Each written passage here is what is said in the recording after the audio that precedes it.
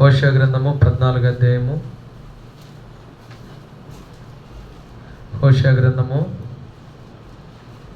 14వ అధ్యాయము 9వ వచనాన్ని కలిసి చదువుకు. హోషేయ గ్రంథము 14వ అధ్యాయము 9వ వచనం. జ్ఞానులు ఈ సంగతులు వివేచింతురు, బుద్ధిమంతులు వాటిని గ్రహింతురు. ఎలయనగా యెహోవా మార్గములు చక్కనివి, నీతిమంతులు దాన్ని అనుసరించి నడుచుకొందురు గాని తిరుగుబాటు చేయవారి దారికి అది అడ్డము కనుక వారు తొట్టిల్లుదురు. ప్రభు సాయం కొరకు చిన్న ప్రార్థన చేసుకుంటాం. పరిశుద్ధుడ గొప్ప దేవుడా, దయగల మా తండ్రి, కనికర సంపూర్ణ మిమ్మల్ని స్తుతిస్తూ మీ నామాన్ని కనపరుస్తూ ఉన్నా. ప్రభా నా తండ్రి, మా మధ్య ఉంచబడిన మీ యొక్క ప్రేమకు త్యాగానికి గుర్తుకున్న ప్రభు బలను బట్టి మిమ్మల్ని స్తుతిస్తూ ఉన్నా. ప్రభా మీ యొక్క శక్తి ప్రభావంతో కూడుకున్న మీ యొక్క జీవము కలిగిన వాక్కులతో ఈ దినాన్ని మీరు మమ్మల్ని దర్శించండి. పరిశుద్ధాత్మ దేవుని వల్లే మా మధ్య మీరు సంచరించండి. మా యొక్క హృదయాలను మీ యొక్క వాక్కుల ద్వారా తాకి దర్శించండి. మేమంతా కూడా రూపాంతరపరచబడిన హృదయాలతో నూతనంగా మీకు ప్రతిష్ఠించుకొని మమ్మల్ని మేము పరీక్షించుకొని పరిశీలన చేసుకుని యోగ్యమైన రీతిలో వల్ల పాలు పొందుకోగలిగినట్లుగా సిద్ధపరచండి. దాని కొరకు నిలబడిన మీ యొక్క దీనదాసునైన నిష్ప్రయోగ దాసుని నన్ను అభిషేకించి మీ మాటలు నా నోటి నుంచి నా ద్వారా ఆత్మ సంబంధమైన మాటలు పలికి కేవలం మీరు మాత్రమే మహిమ పొందమని యేసుక్రీస్తు అతి పరిశుద్ధ నామములో వేడుకొని ప్రార్థిస్తూ ఉన్నాం మా తండ్రి, ఆమేన్.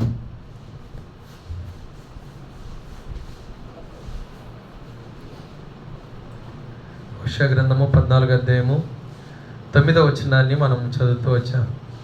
ఈ యొక్క వచ్చిన భాగాన్ని మనము గమనించగలిగితే ఇక్కడ మధ్య భాగంలో ఒక ప్రాముఖ్యమైన మాటను మనం చూస్తాం.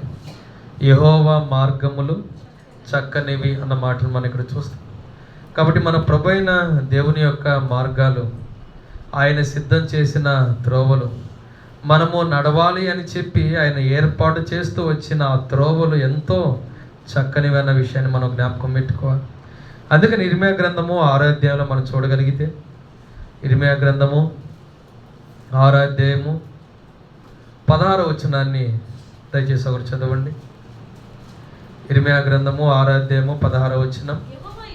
యెహోవా ఇలాగ సెలవిచ్చుచున్నాడు, మార్గములలో నిలిచి చూడుడి, పురాతన మార్గముల గురించి విచారించుడి, మేలు కలుగు మార్గమేది అని అడిగి అందులో నడుచుకునుడి, అప్పుడు మీకు నెమ్మది కలుగును. కాబట్టి ఒక వ్యక్తి తన యొక్క జీవితంలో నెమ్మది కలిగి ఉండాలి అంటే, ఒక వ్యక్తి తన యొక్క జీవితంలో సమాధానంతో సాగిపోవాలి అంటే, అది మాత్రమే కాదు, తను దేవుడు అనుగ్రహించి ఆ యొక్క సంపూర్ణమైన సమాధానంతో తన యొక్క హృదయం నింపబడిన స్థితిలో తను తన యొక్క కుటుంబం జీవించాలి అంటే, ఇక్కడ ప్రభువైన దేవుడు మాట్లాడుతున్న మాట ఏంటంటే, మీరు దయచేసి చేయవలసిన పని ఏంటంటే మార్గములలో నిలిచి చూడండి.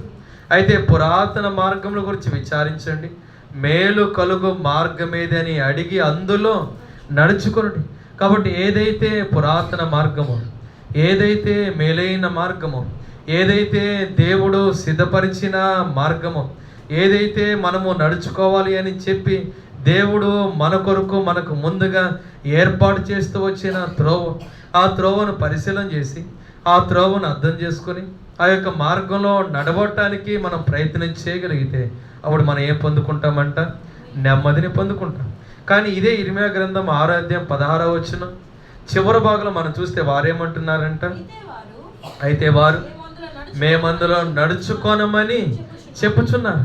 కాబట్టి నెమ్మది కలిగించే మార్గంలో నడవటానికి ఇష్టపడటం లేదు, పురాతనమైన మార్గాన్ని వారు పరిశీలన చేయటం లేదు, మేలు కలుగు చేయే మార్గంలో వారు నడవటానికి ఏ మాత్రం కూడా ఇష్టపడని పరిస్థితులు ఇక్కడ ఉన్నాయి. అంటే వారు ఏం చేస్తూ ఉన్నారు? యోధా పత్రిక మనం చూద్దాం. యోధా పత్రిక 13వ వచనం మధ్య భాగాన్ని మనం చూద్దాం. 13వ వచనం మధ్య భాగం. మార్గము తప్పి తిరుగు చుక్కలుగాను ఉన్నారు. కాబట్టి వీరు ఏ విధంగా ఉన్నారంట? మార్గము తప్పి తిరిగేవారుగా ఉన్నారు. అంటే దేవుడు సిద్ధపరిచిన మార్గం వారికి అయిష్టంగా ఉంది. దేవుడు ఏర్పాటు చేసిన పురాతనమైన త్రోవలను వారు పరిశీలన చేయడానికి ఇష్టపడటం లేదు.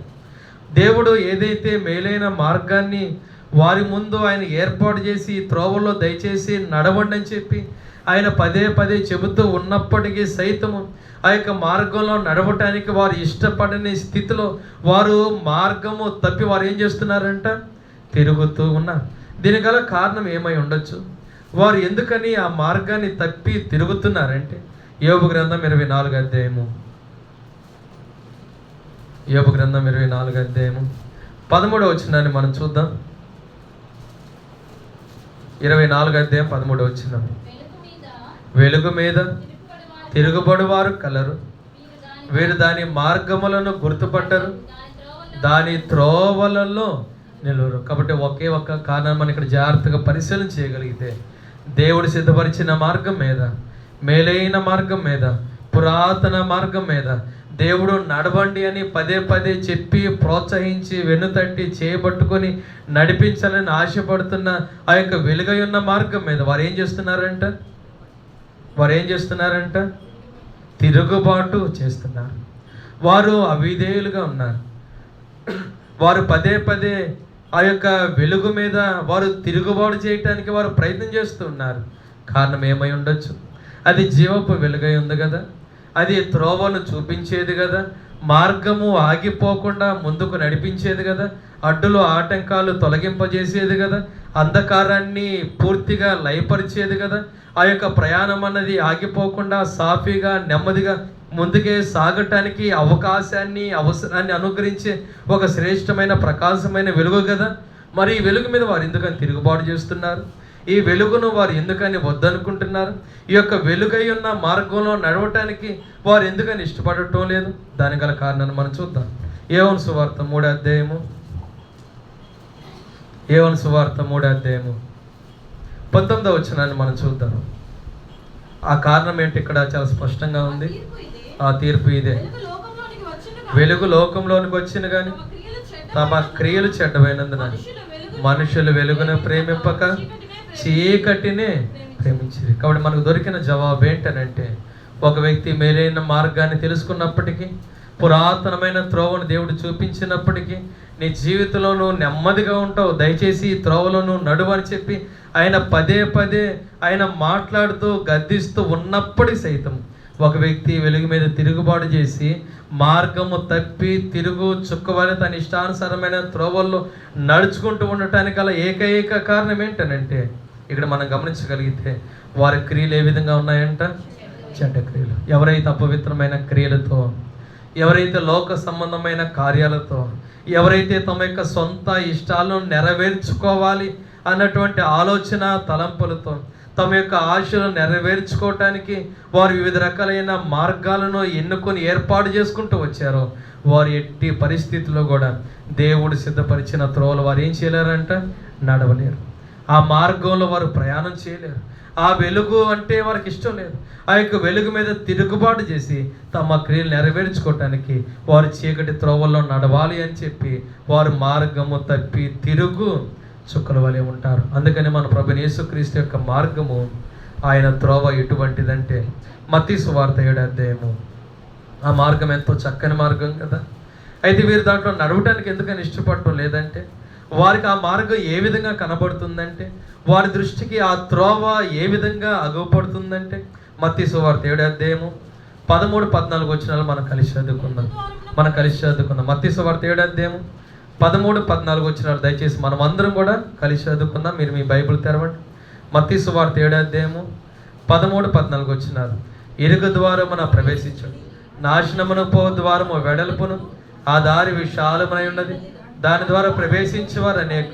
జీవనముకు పో ద్వారము ఇరుకును, ఆ దారి సంకుచితమై ఉన్నది, దాన్ని కనుగొని వారు కొందరే. కాబట్టి ఇక్కడ మనం జాగ్రత్తగా గమనించగలిగితే, ఎవరైతే పాపాన్ని ప్రేమిస్తున్నారో, ఎవరి క్రియలు అయితే చెడ్డగా ఉన్నాయో, ఎవరైతే అంధకార సంబంధమైన లోక సంబంధమైన మాలిన్యంతో వారు ఈ లోకంలో తమ యొక్క సొంత ఇష్టాలు నెరవేర్చుకోవడానికి పరుగులు తీస్తూ ఉన్నారు, వారు ఆయన మార్గంలో నడవటానికి ఇష్టపడటం లేదు. కారణం ఏంటంటే, ఆ మార్గం వారికి ఏ విధంగా కనబడుతుందంట? ఆ మార్గం వారికి ఏ విధంగా కనబడుతుందంటే, దేవుని మార్గం ఇరుకైన మార్గంగా, సంకుచితమైన మార్గంగా. కాబట్టి ఇరుకు మార్గం నేను ఏ విధంగా నడుస్తాను? ఈ సంకుచిత మార్గం నాకు నచ్చలేదు, దేవుడు సిద్ధపరిచి నీ మార్గం ఎంత ఇరుకైనదా, ఎంత కఠినమైనదా, ఇంత అది మాత్రమే కాదు ఇబ్బందికరమైనదా, అయితే ఈ మార్గం నేను ఎందుకని నడవాలి? అయితే విశాలమైన ఈ మార్గం, అది మాత్రమే కాదు నన్ను ప్రేమించే మార్గం, అది మాత్రమే కాదు నేను ప్రేమించి నేను కోరుకున్నవన్నీ కూడా, నేను ఆశించినవన్నీ కూడా లభించే ఈ మార్గంలో నేను నడుస్తానని చెప్పి ఒక వ్యక్తి తన యొక్క జీవితంలో ప్రయాణం చేస్తున్నాడంట. కానీ చివరికి ఆ మార్గం ఎక్కడికి నడిపిస్తుంది?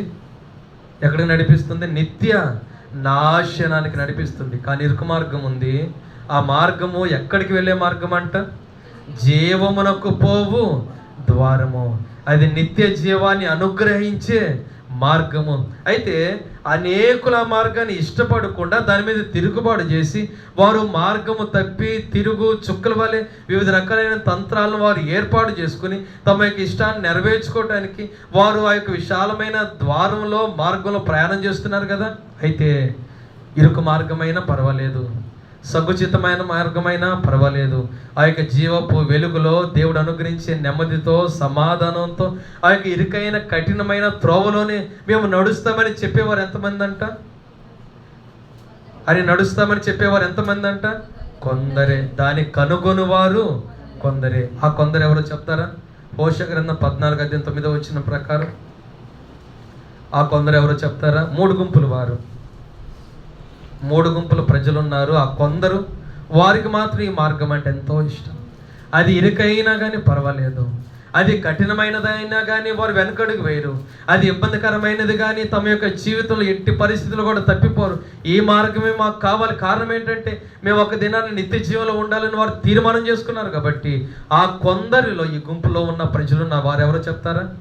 మొదటిగా జ్ఞానవంతులు, రెండవదిగా బుద్ధిమంతులు, మూడవదిగా నీతిమంతులు. కాబట్టి ఈ దినాన ఆ 3 సమాజ గుంపులో ఉన్న ఆ ప్రజలలో నీవు నేను ఉన్నవారుగా ఆ ఇరుకైన మార్గంలో సంకుచితమైన మార్గంలో నడవటానికి ఒక దినం నా యొక్క నిత్య జీవంలో ప్రవేశించటానికి దేవుడు మనం నడిపించగలిగినట్లుగా ఆ మాటలు ఏంటో ఈ దినాన్ని మనం విందాం. మొదటిగా మనం గమనించగలిగితే జ్ఞానవంతులు ఏం చేస్తారంటే ఆ సంగతులను వివేచింతురు. రెండవదిగా బుద్ధిమంతులు ఏం చేస్తారంట? గ్రహింతురు. మూడవదిగా నీతిమంతులు ఏం చేస్తారంట? నడుచు కొందరు. కాబట్టి ఈ 3 మాటలు జ్ఞాపకం పెట్టుకోండి, మనసులో పెట్టుకోండి, అడిగినప్పుడు చెప్పడం ప్రయత్నం చేయండి. కాబట్టి మొదటిగా జ్ఞానవంతుల గురించి మనం చూద్దాం. జ్ఞానవంతులు వివేచన కలిగి ఉంటారంట. వివేచన కలిగి సామెతల గ్రంథం 30 అధ్యాయము ఆ కొందరిలో ఉన్న జ్ఞానవంతుల గురించి మొదటిగా మనం చూద్దాం. సామెతల గ్రంథం 30 అధ్యాయము 3వ వచనాన్ని మనం చూద్దాం. నేను జ్ఞానాభ్యాసం చేసుకున్నవాడిని కాను, పరిశుద్ధ దేవుని గురించిన జ్ఞానము పొందలేదు. కాబట్టి మొదటిగా ఒక వ్యక్తికి తన యొక్క జీవితంలో ఏం కలిగి ఉండాలంటే తను జ్ఞానం. అయితే ఎవరి గురించిన జ్ఞానం అంట? పరిశుద్ధ దేవుని గురించిన జ్ఞానం. కాబట్టి లోకల్ మన యొక్క జీవితంలో లోక సంబంధమైన జ్ఞానం, చదువుల విషయంలో జ్ఞానం, అది మాత్రమే కాదు అనేకమైన మన యొక్క జీవిత ప్రయాణానికి సంబంధించిన ఆ యొక్క యాత్ర చేసిన దినాలను బట్టి అనుభవంతో వచ్చిన ఆ యొక్క జ్ఞానము దేవుడు కోరుకోవటం లేదు. కానీ అయితే దేవుడు కోరుకుంటున్న జ్ఞానం ఏంటంటే పరిశుద్ధ దేవుని గురించిన జ్ఞానం. ఆ జ్ఞానాన్ని కలిగి ఉన్నావా? ఆ జ్ఞానం ఏదో కాదు, కానీ ఆయనే నిజమైన దేవుడు, ఆయనే నిత్య జీవమై ఉన్నాడు, ఆయనే పరిశుద్ధ దేవుడు, ఆయనే పాప క్షమాపణ అనుగ్రహించే దేవుడు, ఆయనే పరలోకంలో చేర్చే దేవుడు, ఆయనే ఒక వ్యక్తి యొక్క పాపాలను పరిహరించే దేవుడు, ఆయనే లోక పాప మానవాళి కొరకు తన యొక్క రక్తాన్ని చిందించిన దేవుడు, ఆయనే స్వయంగా తన యొక్క ప్రాణాన్ని విమోచన క్రయధనంగా శిలువ మీద అర్పించిన దేవుడు. ఆయన రక్తం ద్వారానే పాప క్షమాపణ మారు మనసు ఉంది. ఆయన ద్వారా ఒక వ్యక్తి తన యొక్క జీవితంలో పాతాళాన్ని తప్పించుకుని పరలోకంలో ప్రవేశిస్తాడని ఎవరైతే గ్రహించగలరో వారు మాత్రమే ఎవరంట? జ్ఞానవంతులు. ఈ యొక్క వాస్తవమైన సంగతిను గ్రహించావా? ఈ యొక్క వాస్తవమైన సంగతిను నీ యొక్క జీవితంలో నీవు గ్రహించగలిగిన స్థితిలో నువ్వు ఉన్నావా? కీర్తన గ్రంథంలో ఒక మాట మనం చూద్దాం. కీర్తన గ్రంథంలో ఒక మాట మనం చూద్దాం. ఆ యొక్క జ్ఞానవంతులు ఏ విధంగా ఉంటారో, కానీ జ్ఞానం లేని వారు ఏ విధంగా ఉంటారో మనం చూద్దాం. 14వ అధ్యాయం 1వ వచనం. కీర్తన గ్రంథం 14వ అధ్యాయం 1వ వచనం. దేవుడు లేడని బుద్ధిహీనులు తమ హృదయములు అనుకొందురు, వారు చెడిపోయిన వారు అసహ్య కార్యములు చేదురు, మేలు చేయవాడు ఒకడును లేడు. కాబట్టి జ్ఞానం లేని వారు ఎటువంటి వారంటే బుద్ధిహీనులు. బుద్ధిహీనులు ఏమనుకుంటారంట?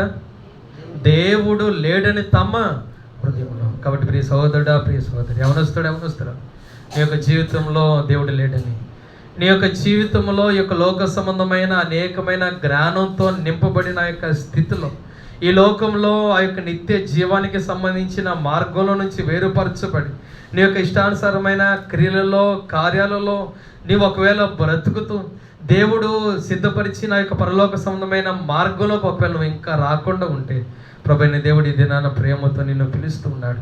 ఆయన నీ కొరకు మరణించాడు. కేవలం నీ పాపముల కొరకు ఆయన ప్రాణం పెట్టాడు. ఆయన చిందించిన రక్తం ద్వారా నీ దోషాలు కడుక్కోవటానికి నువ్వు ఒకవేళ ఇష్టపడగలిగితే అది నీ పాపాలు క్షమించి నిన్ను రక్షించి నీ జీవితాన్ని మార్చివేసి నీకు నిత్య జీవాన్ని ఆయన అనుగ్రహించే దేవుడు. కాబట్టి ఎప్పుడు ఏం జరుగుతుందో మనకు తెలియదు. ఈ లోకం అన్నది ఒక నటన వలె ఉంది. మన కొంతసేపు కనబడి అందులో మాయమైపోవు ఆవిరి వంటి వారమే. కాబట్టి ఈ దినం మనది, మరొక క్షణం మనది కానే కాదు. ప్రభువైన దేవుడు అందుకే ప్రేమతో నిన్ను పిలుస్తున్నాడు. నీ హృదయంలో ఆయనకి చోటిస్తావా? జ్ఞానం కలిగిన వ్యక్తిగా నువ్వు జీవిస్తావా? నీ యొక్క జీవితంలో యొక్క జ్ఞానాన్ని సంపాదించుకోవటానికి ప్రభువైన యేసుక్రీస్తును సొంత రక్షకుడిగా నువ్వు అంగీకరిస్తావా? అయితే నీ జీవితంలో నువ్వు ఎంతో ధన్యుడివి. ఈ లోకాన్ని నువ్వు ఎప్పుడు విడిచిపెట్టినా మరో క్షణం నువ్వు పరలోకంలో ఉంటావు. కాదు కూడదని చెప్పి నీవు నీ యొక్క సొంత మార్గంలోనే నాకు ఇంకా వయసు ఉంది, నాకు ఇంకా అవకాశాలు ఉన్నాయి, నా యొక్క జీవితంలో ఈ లోకంలో నేను చేయవలసినవి అనేకమైన ఉన్నామని చెప్పి ఒకవేళ సమయాన్ని వ్యర్థపరుచుకుంటూ నీ యొక్క ఇష్టాలను నెరవేర్చుకోవడానికి ఒకవేళ నీ యొక్క మార్గంలో నువ్వు ఇంకా ప్రయాణం చేస్తూ ఉన్నావా? అయితే ఒకవేళ నీ యొక్క జీవితంలో ఆ యొక్క చివరి క్షణం అన్నది ఒకవేళ ప్రవేశించింది అంటే ఆ యొక్క నిత్య నరకాగ్ని గుండంలో సదాకాలము నువ్వు జీవించే పరిస్థితులు ఉన్నాయని నువ్వు మర్చిపోవద్దు. అందుకనే ఇదే మిక్కిలి అనుకూలమైన సమయం, ఇదే రక్షణ దినం. నీ యొక్క హృదయంలో ఆయన్ని చేర్చుకో. ఆ యొక్క రక్షణ నువ్వు పొందుకోవడానికి ప్రయత్నించు. ప్రభువైన దేవుడు సిద్ధపరిచిన ఆ నిత్య జీవంలో సదాకాలం ఉండే భాగ్యాన్ని నువ్వు ఖచ్చితంగా పొందుకుంటాం. అందుకని సామెతల గ్రంథం 9వ అధ్యాయంలో మనం చూస్తే ఆ జ్ఞానాన్ని ఇవ్వాలని చెప్పి ప్రభువైన దేవుడు మనల్ని పిలుస్తూ ఒక మాట అన్నాడు. సామెతల గ్రంథం 9వ అధ్యాయము 4-5 వచనాలు మనం చూద్దాం. జ్ఞానము లేని వాడా ఇక్కడికి రమ్మని ప్రకటించుచున్నది, తెలివి లేని వారితో అది ఎట్లా అనుచున్నది, వచ్చి నేను సిద్ధపరిచిన ఆహారమును భుజించుడి, నేను కలిపిన ద్రాక్షారసము పానం చేయడి.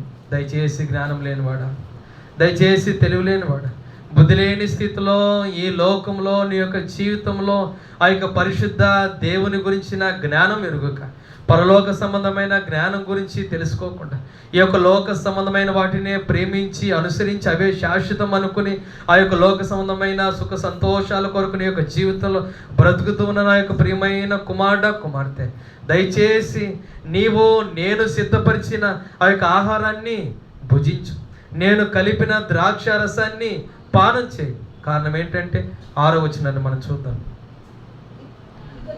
ఇక జ్ఞానము లేని వారై ఉండక బ్రతుకుడి, తెలివి కలిగే మార్గంలో చక్కగా నడవండి. కాబట్టి ఇంకా జ్ఞానంతో సంతోషంగా తెలివి కలుగజే నేను సిద్ధపరిచిన త్రోవ ఉంది కదా, దాంట్లో చక్కగా నడవండి. అయితే ప్రశ్న ఏంటంటే ఎందుకైనా ఏ ఆహారాన్ని సిద్ధపరిచాడు? ప్రశ్న ఏంటంటే ఎందుకైనా పానంగా మనం భుజించాలని, మనం పానం చేయాలని ఆయన ఏ ద్రాక్ష రసాన్ని కలిపాడు?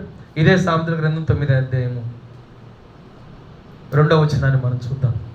9వ అధ్యాయం 2వ వచనం, పశువులను వధించి ద్రాక్షారసమును కలిపి ఉన్నది, భోజన పదార్థములను సిద్ధపరిచినది. కాబట్టి భోజనం ఊరకనే తయారవ్వలేదు, ద్రాక్షారసం ఊరకనే రాలేదు. ఆ యొక్క ఆహారము సిద్ధపరచబడటానికి అది తేలికగా మన ముందు పెట్టబడింది కాదు. అయితే ఆహారము రావాలి అంటే, మనం భోజనం చేయాలి అంటే, మనము ఆ యొక్క ద్రాక్ష రసాన్ని పానం చేసి మనం జ్ఞానవంతులుగా మార్చబడి ప్రభు ఇచ్చే రక్షణ పొందుకొని నిత్య జీవాన్ని పొందుకోవాలంటే ఏది వధింపబడిందంట? పశువు వధింపబడింది. అందుకని కీర్తన గ్రంథం ఒక మాట మనం చూస్తాం, బలి పశువును బలిపీఠానికి త్రాళ్లతో కట్టుడి. ఆ బలి పశువు ఎవరో కాదు, మన ప్రభు అయిన యేసుక్రీస్తు వారే. ఆయన మన కొరకు వదుగు తేబడి గొర్రెపిల్ల వలె మౌనాన్ని వహించాడు. ఆయన గాయపరచబడిన నోరు తెరవలేదు, ఆయన దెబ్బలు తిన్నా మౌనంగా ఉన్నాడు. నీవు నేను రక్షింపబడాలి అని ఆయన అన్యాయమైన తీర్పును పొందుకొని వదుకు తేబడి గొర్రెపిల్ల వలె సిలువకు తను తాను అప్పగించుకొని ఆ యొక్క బలిపెట్టి మీద దహించబడిన ఆ యొక్క బలి పశువు వలె తన యొక్క ప్రాణాన్ని అర్పించడం ద్వారా ఏర్పడిన ఆ యొక్క భోజన పానాలలో నువ్వు పాల్పొందడం ద్వారా జ్ఞానాన్ని పొందుకుంటావు. నీ యొక్క జీవితంలో గొప్ప రక్షణ పొందుకుంటావు. నిత్య జీవంలో నువ్వు ప్రవేశించే వ్యక్తిగా ఉంటావు. కాబట్టి ఈ దినాన ఇటు శ్రేష్టమైన భాగ్యంతో కూడుకున్న ధన్యత ప్రభువైన దేవుడిని యొక్క జీవితంలో అనుగ్రహించి ఈ లోకాన్ని ఎప్పుడు విడిచిపెట్టి నా యొక్క నిత్య జీవంలో ఉండగలుగునట్లుగా ప్రభువైన దేవుడు సహాయం చేయనుగాక. ఇప్పుడు ఇదే భాగంలో రెండో భాగానికి మనం వద్దాం. అదేంటనంటే జ్ఞానవంతులు ఏం చేస్తారంట? హోషేయ గ్రంథం 14:9 ప్రకారం జ్ఞానవంతులు ఏం చేస్తారంట? వివేచిస్తారు. అంటే ఇప్పుడు ఆయన సిద్ధపరిచిన భోజన పానాలలో పాలు పొందే ఒక వ్యక్తి తన యొక్క జీవితంలో ఒకప్పుడు దాంట్లో పాలు పొందే జ్ఞానాన్ని పొందుకున్నాడు. ఇప్పుడు జ్ఞానవంతుడిగా మార్చబడి అదే భోజన పానాల్లో పాలు పొందే క్రమంలో తన జీవితంలో ఏముండాలంట? వివేచన ఉండాలి. కొరింథీయులకు రాసిన మొదటి పత్రిక 11వ అధ్యాయం. కొరింథీయులకు రాసిన మొదటి పత్రిక 11వ అధ్యాయం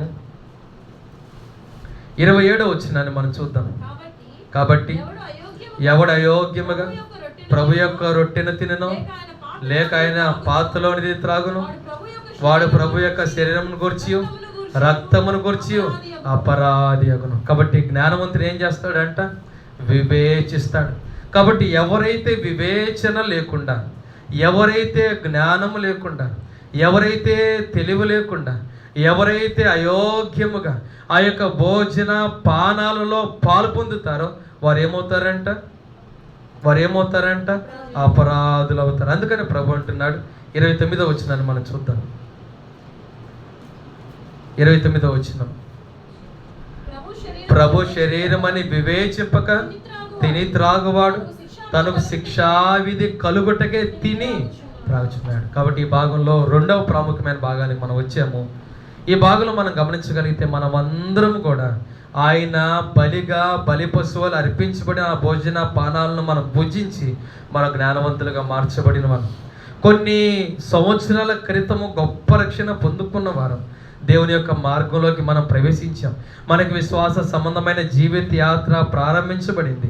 అయితే జ్ఞానవంతులుగా మార్చబడిన మనతో ప్రభు అంటున్న మాట ఏంటనంటే, మీరు దయచేసి వివేచన కలిగి నా శరీరంలో నా రక్తంలో మీరేం చేయాలి? పాలు పొందుకోవాలి. ఒకవేళ ఆ విధంగా పాలు పొందుకోకపోతే మీరు అపరాధులు అవుతారు.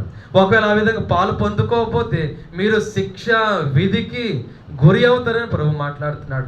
అంటే మన యొక్క జీవితంలో యొక్క విశ్వాస సంబంధమైన జీవిత యాత్రలో ఈ లోకంలో నీవు నేను బ్రతుకుతూ ఏ లోకంలో అయితే మనం ప్రయాణం చేస్తూ ఉన్నామో ఆ లోకంలో ఎటువంటి పరిస్థితులు ఉన్నాయంటే సామెతల గ్రంథము 9వ అధ్యాయము. ఏ లోకంలో అయితే మనం జ్ఞానవంతులుగా మార్చబడి మనం ప్రయాణం చేస్తూ ఉన్నామో అదే లోకంలో ఎటువంటి పరిస్థితులు ఉన్నాయో ఒకసారి మనం చూద్దాం. 9వ అధ్యాయము 15వ వచనం 16వ వచనాన్ని మనం చూద్దాం. ఆ దారిని పోవాన్ని చూచి తమ త్రోవను చక్కగా వెలువాన్ని చూచి జ్ఞానం లేనివాడా ఇక్కడికి రమ్మని వారిని పిలుచును. కాబట్టి మన త్రోవలు మనం వెళుతున్నాం. ఏ పరిస్థితిలో తప్పిపోకుండా, ఏ శోధన వచ్చినా తొలగిపోకుండా, ఎటువంటివి ఆకర్షించినా కానీ మన యొక్క జీవితంలో పడిపోకుండా విశ్వాస సంబంధమైన జీవిత యాత్రను నమ్మకంగా ఆయన కొరకు మనం జీవిస్తూ ఈ లోకంలో లోకాధికారి అపవాది ఏలుతూ ఉన్న ఈ యొక్క భ్రష్ట లోకంలో మనం ఆయన కొరకు నమ్మకంగా బ్రతుకుతుంటే ఇప్పుడు ఒక మాట వినపడింది. ఆ మాట ఏంటంట? జ్ఞానం లేనివాడు ఎక్కడికి రమ్ము. మనం వాస్తవంగా జ్ఞానవంతులమే, జ్ఞానాన్ని పొందుకున్న వారమే. ప్రభువైన దేవుని గురించిన, పరిశుద్ధ దేవుని గురించిన జ్ఞానం కొన్ని సంవత్సరాల క్రితం మనం పొందుకున్న వారి యొక్క విశ్వాస ప్రయాణం మనం ప్రారంభించాం. కానీ వీడి పిలిచిన యొక్క పిలుపుని బట్టి ఇప్పుడు మనకు అనుమానం వచ్చి మనం ఏం చేసాం? 17వ వచనాన్ని మనం చూద్దాం. అది తెలివిలేని వాడు ఒకడు వచ్చుట చూచి దొంగిలించిన నీళ్ళు తీపి చాటున తినిన భోజనము రుచి. కాబట్టి ఇప్పుడు అపవాది ఒక భోజనాన్ని సిద్ధం చేశాడు, వాడు కూడా పానాన్ని సిద్ధం చేశాడు. అయితే సిద్ధం చేసి ఎవరికి ఇస్తున్నాడో తెలుసా? తెలివి లేని వాడు ఒకడు వచ్చుట చూచి. కాబట్టి మన యొక్క జీవితంలో జ్ఞానవంతులమే, కానీ అనేక సార్లు అనేక ప్రేరేపణలకు అనేక తంత్రాలకు, అనేకమైన ఆకర్షణలకు, అనేక విధాలుగా రక్షింపబడ్డామన్న పరిస్థితులు కూడా మనం మరిచిపోయిన వారిగా తప్పిపోయి తొలగిపోయి అపవాది సిద్ధం చేసిన ఆ యొక్క చాటైన ఆ యొక్క భోజనాన్ని, అది మాత్రమే కాదు, ఆ యొక్క రుచిగా కొద్ది క్షణాలే మనకి సంతోషాన్ని ఇచ్చే ఆ యొక్క దొంగిలించిన నీళ్ళను పానం చేస్తూ ఈ లోకల్ మనం బ్రతకడానికి మనం ప్రయత్నం చేస్తూ ఉన్నామంటే మన యొక్క జీవితంలో అత్యధికమైన నష్టాన్ని, అత్యధికమైన కీడు, అత్యధికమైన శిక్షను మనము అనుభవించవలసిందే. అందుకనే ప్రభు అంటున్నాడు, నా బలంలో పాలు పొందడానికి ప్రయత్నం చేసే మీరు దయచేసి ఏం చేయాలంటే వివేచన కలిగి ఉండాలి, యోగ్యమైన రీతిలో పాలు పొందుకోవాలని ఆయన మాట్లాడుతూ ఉన్నాడు. యోబు గ్రంథము 12వ అధ్యాయము, యోబు గ్రంథం 12వ అధ్యాయము 3వ వచనాన్ని మనం చూద్దాం. అయినను మీకున్నట్టు నాకును వివేచన శక్తి కలిగి ఉన్నది, నేను మీకంటే తక్కువ జ్ఞానం కలవాడును కాను. మీరు చెప్పిన వాటిని ఎరుగని వాడెవడు? దేవునికి మొరపెట్టి ప్రత్యుత్తరములు పొందని వాడనైనను నేను. కాబట్టి ఇక్కడ మనం పొందిన వాడనైనా నేను అన్నమాట మనం ఇక్కడ చూస్తాం. కాబట్టి 3వ వచనం మన జాగ్రత్త ప్రారంభంగా మనం గమనించగలిగితే నాకును వివేచన శక్తి కలిగి ఉన్నది, నేను మీకంటే తక్కువ జ్ఞానం కలవాడను కాను. కాబట్టి ఈ యొక్క మొదటి భాగంలో జ్ఞానవంతులు ఏం చేస్తారంట? వివేచిస్తారు. కాబట్టి వివేచనతో ప్రభు అయిన దేవుడు పిలిచిన పిలుపును మనం అందుకుందాం. ఆయన పిలుస్తున్న పిలుపు ఏంటనంటే, నేను 2000 సంవత్సరముల క్రితము సిద్ధం చేసిన ఆ భోజనము, ఆ పానం మీ కొరకు సిద్ధంగా ఉంది. అది దేని కొరకు అనంటే యోహాను సువార్త 6వ అధ్యాయంలో మనం చూస్తాం కదా, నా శరీరము తిని నా రక్తము త్రాగువాడే నిత్య జీవం కలవాడు. అంతే నేనేం చేస్తాను? వాణిని లేపుతాను. కాబట్టి మనం నిత్య జీవంలో ప్రవేశించాలంటే రూపాంతరపరచబడిన మహిమా దేహాలతో పునరుద్ధానాన్ని పొందుకొని మనం పరలోకంలో ప్రవేశించాలంటే ఆయన శరీరం తిని ఆయన రక్తాన్ని మనం ఏం చేయాలంట? త్రాగాలి. అయితే అది ఏ విధంగా చేయాలంట? వివేచనతో యోగ్యకరంగా మనం పాలు పొందుకోవాలి. కాబట్టి ప్రభు పిలుపు మనం అందుకొని జ్ఞానవంతులుగా వివేచనతో ఈ వారంలో కొన్ని దినాల్లో మన యొక్క జీవితంలో పూర్వము ఏ విషయం తప్పిపోతూ వచ్చాము, ఏ విషయంలో ఆయన గాయపరుస్తూ వచ్చాము, ఏ విషయంలో అపనమ్మకస్తులు బ్రతుకుతూ వచ్చాము, ఏ విషయంలో ఆయన మీద తిరుగుబాటు చేస్తూ వచ్చాము, ఏ విషయాలు ఆయన పదే పదే మనతో మాట్లాడుతూ ఉన్నప్పటికీ సైతం మనం మాట వినకుండా తప్పిపోయిన పరిస్థితులు ఆయనకి మనం దుఃఖాన్ని కలుగు చేస్తూ వచ్చాము, వాటన్నిటి విషయంలో కూడా ఆయన పాదాలు పట్టుకుని పశ్చాత్తాపంతో తిరిగి సమకూర్చబడిన వారుగా మనం ఆయన బలలో పాలు పొందుకోగలిగినట్లుగా జ్ఞానవంతులుగా వివేచన ప్రభు అయిన దేవుడు మొదటిగా మనకు అనుగ్రహించిన గాక. 2వ మాట మనం చూద్దాం. 2వది ఎవరంట? బుద్ధిమంతులు. దానియేలు గ్రంథము 12వ అధ్యాయము, దానియేలు గ్రంథము 12వ అధ్యాయము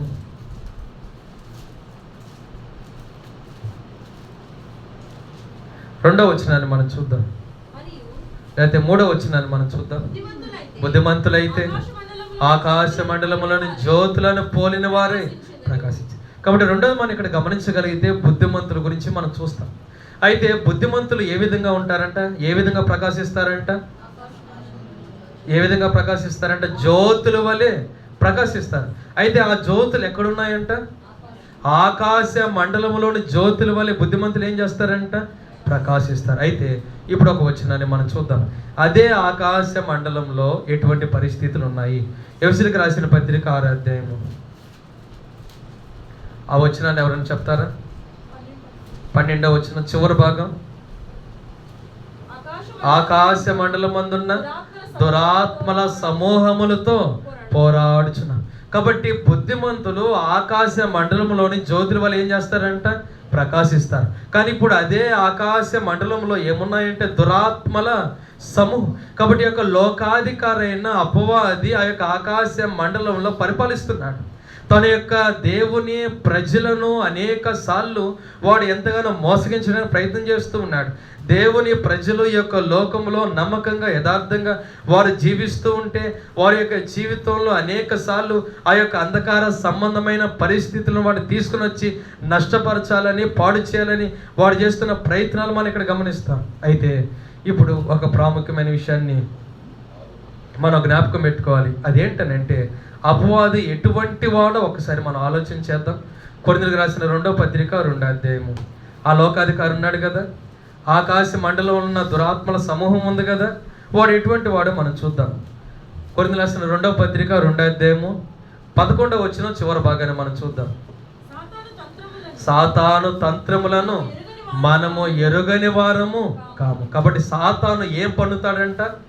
తంత్రాలు పన్నేవాడు, పన్నాగాలు పన్నేవాడు. అవి తంత్రాలను ఎరగకపోతే విశ్వాసి తప్పిపోతాడు. అవి తంత్రాలని గ్రహించకపోతే విశ్వాసి నష్టపోతాడు.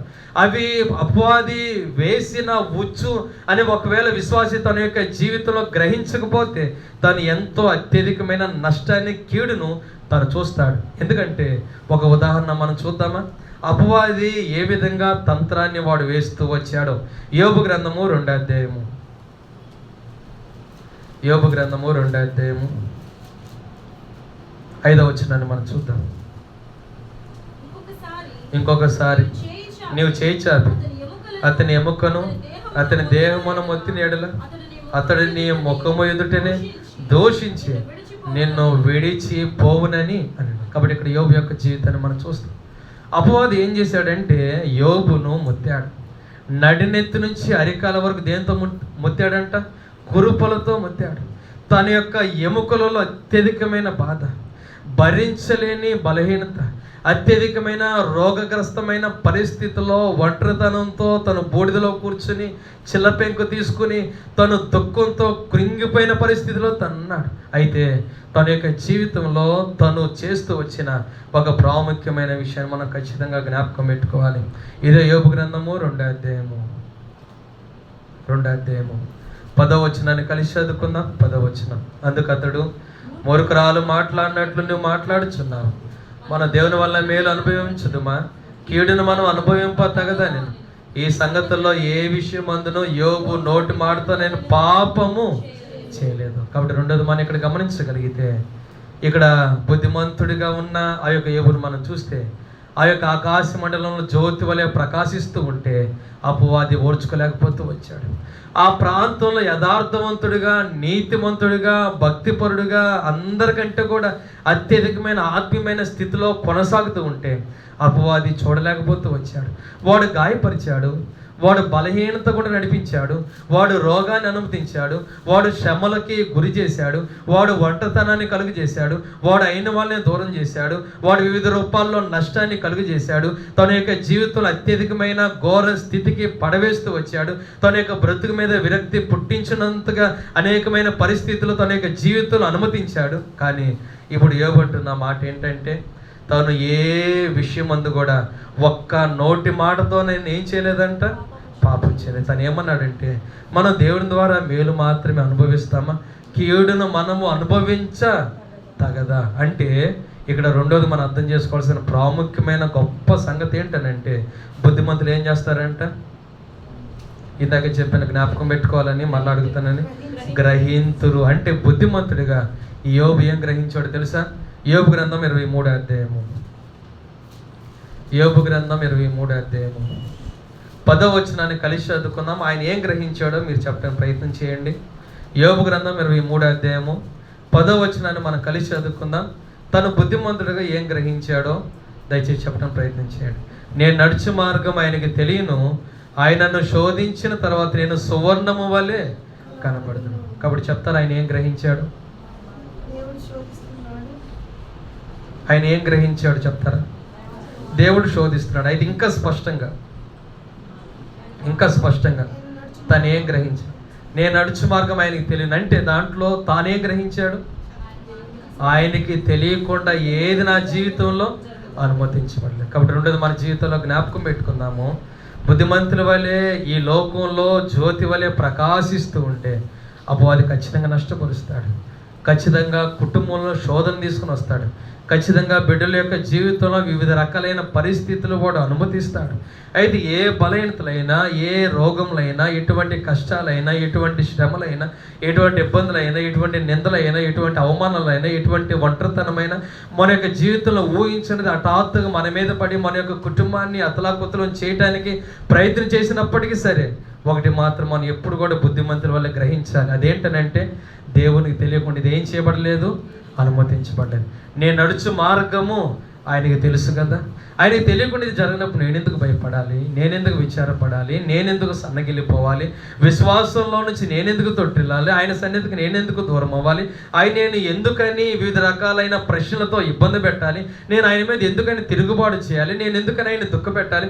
ఈ పరిస్థితులు అనుమతించిన ఆ దేవుడే తిరిగి నన్ను తప్పిస్తాడు కనుక నేను కడ వరకు నమ్మకంగా ఆయన కొరకు జీవిస్తాను. అందుకని యోబు యొక్క జీవితంలో మనం గమనించగలిగితే ఒక్క నోటి మాటలో కూడా తను ఏం చేయలేదంట, తప్పిపోలేదు, తన పాపము చేయలేదు. కాబట్టి చివరికి దేవుడు తను కోల్పోయిన దానికంటే కూడా రెండంతలుగా దేవుడు ఏం చేశాడంటే యోబును ఆశీర్వదించాడు. కాబట్టి రెండోది, మన యొక్క జీవితంలో మనం వెళ్ళే ప్రతి మార్గము, మన యొక్క కష్టతరమైన ప్రతి పరిస్థితి ఈ లోకంలో ఎవరు తెలుసుకున్నా తెలుసుకుపోయినా, వారు గ్రహించినా గ్రహించకపోయినా ఆయనకి తెలుసు అన్న వాస్తవాన్ని మనము గ్రహించి ఈ లోకంలో ఆయన అనుమతించాడు, ఆయనే తీసివేస్తాడు.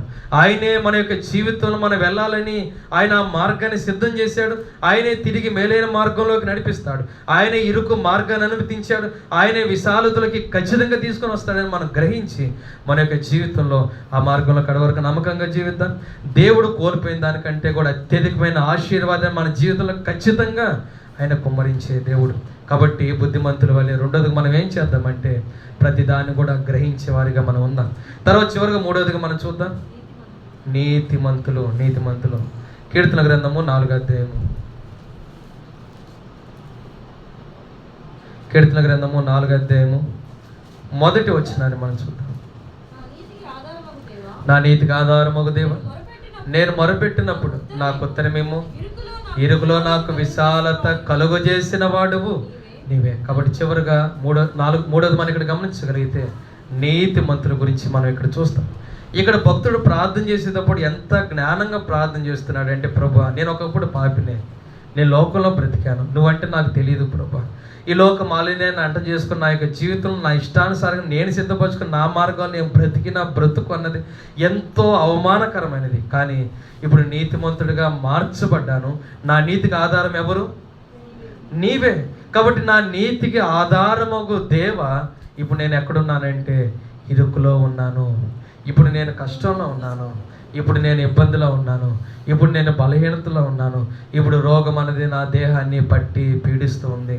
దయచేసి నన్ను విశాలతలోకి నడిపించవా, దయచేసి నా యొక్క జీవితంలో మేలైన కార్యాన్ని నీవు అనుమతించవా, నా యొక్క జీవితంలో నేను వెళుతున్న ఈ మార్గం ఒక బుద్ధిమంతుడివని నేను గ్రహించాను, అది నీవే అనుగ్రహించావని నాకు అర్థమైంది. కాబట్టి ఈ మార్గం నుంచి నేను తప్పిపోను, నేను తొలగిపోను, నిన్ను ఎప్పటికీ విడిచిపెట్టను, నీ ప్రేమలో నుంచి నేను వేరవను, నీ సన్నిధులు ఇంకా స్థిరపరచబడి విశ్వాసం నేను ఇంకా ఎదుగుతాను, దయచేసి నన్ను విశాలతలోకి తీసుకుని వస్తావా. ఈ మాటలు ఎవరనగలరు? యోబు గ్రంథం 4వ అధ్యాయము. ఈ మాటలు ఎవరనగలరు? యోబు గ్రంథం 4వ అధ్యాయము 5-6 వచనాలు మనం చూద్దాం. అయితే ఇప్పుడు శ్రమ నీకు కలుగా, నీవు దుఃఖాక్రాంతుడు అయితే అది నీకు తగులుగా, నీవు కలవరపడుచున్నావు, నీ భక్తి నీకు ధైర్యం పుట్టింపదా, నీ యథార్థ ప్రవర్తన నీ నిరీక్షణకు ఆధారము కదా. కాబట్టి అద్భుతమైన మాట మనం ఇక్కడ గమనించగలిగి, సరే నువ్వు ఇప్పుడు దుఃఖపడుతున్నావు, శ్రమ వచ్చిందని, సరే ఆ తెగులు నీకు తగిలినప్పుడు నువ్వు కలవరపడుతున్నావు. అయితే ఒక మాట నేను అడుగుతాను, అదేంటనంటే నువ్వు భక్తిపరుడివే కదా, నీ భక్తి నీకేం పుట్టిస్తుంది? ధైర్యం. నువ్వు యథార్థ ప్రవర్తన కలిగిన వ్యక్తివే కదా, అది నీకేం కలుగు చేస్తుంది? నిరీక్షణ. ఆ నిరీక్షణ ఏంటంటే ఇరుకు మార్గం నుంచి దేవుడు నన్ను ఎక్కడికి నడిపిస్తాడు? విశాల మార్గంలోకి. అందుకని మూడవదిగా మనం ధ్యానం చేస్తున్న మాట ఏంటంటే నీతిమంతుల గురించి మనం చూస్తున్నాం. మన జీవితంలో నీతిమంతులుగా, భక్తిపరులుగా, యథార్థ ప్రవర్తనతో మనం జీవించిన జీవితాన్ని దేవుడు ఎప్పటికీ మరిచిపోడు. ఆయన నమ్మదగిన దేవుడు.